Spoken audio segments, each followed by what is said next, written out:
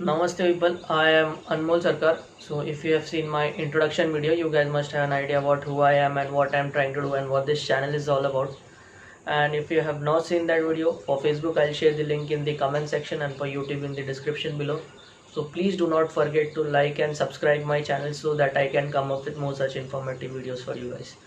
So if you have seen my last videos, you guys must have an idea about what I was trying to tell about how this Breaking India forces was trying to, or Christian missionaries were trying to target the young people and what should we do about it and all this kind of things. In today's video, we shall talk into who the key people who were involved in this all these things and how US politicians are also involved. Okay, so today's uh, content will be evangelical content by Pat Robertson. Pat Robertson is an American theologist who uh, has taken responsibility for projecting Hinduism or Indian culture in bad light. So let's start. So first we will talk about US politicians and evangelism. Okay. Now the first president who initiated these foreign conversions and this evangelization overseas was President George W. Bush. He was of the right wing party. You know who President George W. Bush is, right? With the Republican Party. Initiated this evangelical expansion overseas with the US governmental support. Okay. Now even liberal presidents, even the left wing, actually, if you say that left wing is like this, right wing is like that, no, both wings are like that only. Even liberal presidents like Jimmy Carter and Bill Clinton were evangelical who supported foreign proselytizing by US churches. Okay. So now it is very important. The third point, it is very important for US, any US political candidate who runs for presidentship to publicly display that he or she is a devout Judo Christian. Without doing so, he or she will not be given the necessary funds and he or she will lose the race of the president.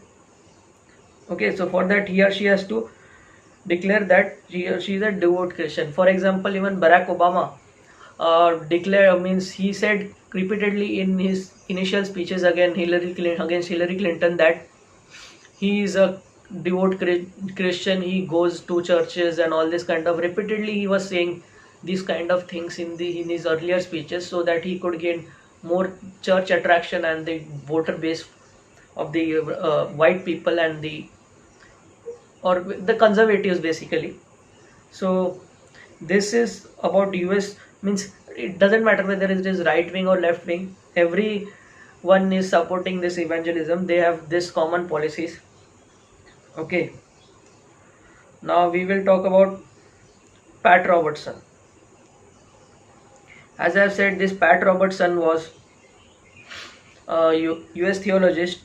Now his strategies was to target Hindu deities, gurus, society rituals and any spokesperson who speak up on behalf of dharma. Okay, so these gurus, society reach anyone who is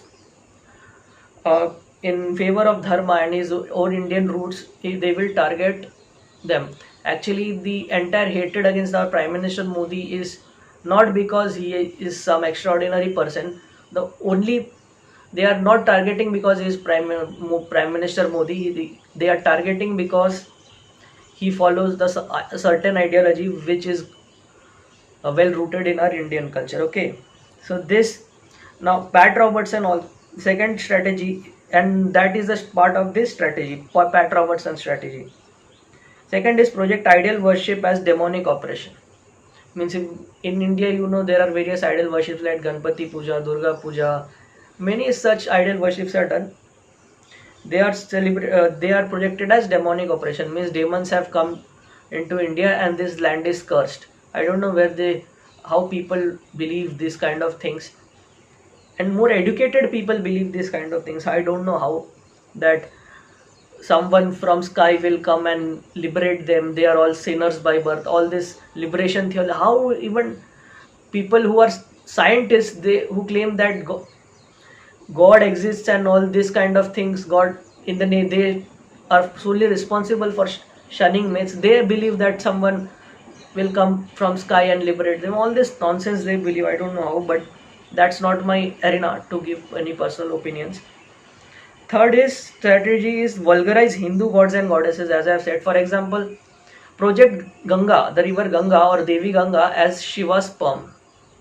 Complete nonsense. If you have read the ancient text, Ganga has come from heaven and she has taken, she has been situated on Shiva's head, and from head a small glacier comes down, which is known as Gangotri, and later it forms Ganga. It is not Shiva's sperm. So all these nonsense theories and vulgarization of Hindu culture is very harmful for India actually.